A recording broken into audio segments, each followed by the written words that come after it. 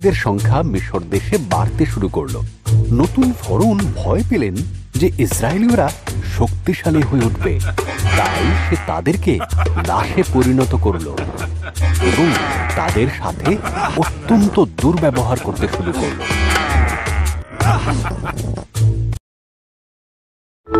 একজন স্ত্রীলোক তার শিশুকে ঝুড়িতে করে নদীর ধারে লুকিয়ে রেখেছিল।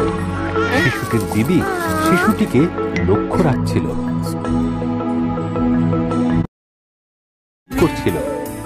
শিশুটিকে দেখতে পেয়ে নিজের কাছে রাখার সিদ্ধান্ত নিল।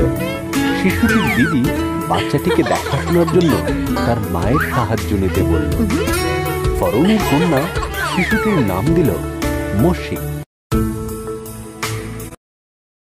লাগলো। একদিন সে দেখল একজন মিশরীয় একজন ইসরায়েলীয়কে নির্মমভাবে মারছে ও সে সেই মিশরীয় ব্যক্তিকে হত্যা করল। এরপর সে পালিয়ে গেল মিডিয়াম দেশে। এখানে সে 40 বছর মেষ পালকের কাজ করেছিল।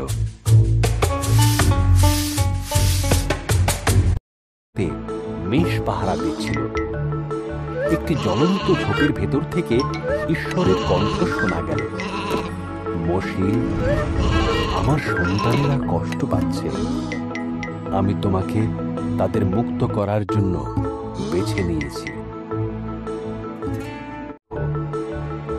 মোশে তাই করল। সে দেখল তার হাত গায়ে ভরে গেছে।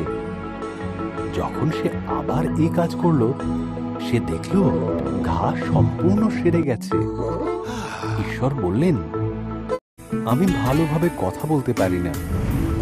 ঈশ্বর বললেন, আমি তোমার মুখে ভাষা দেব, তোমার ভাই হারুন তোমাকে সাহায্য করবে।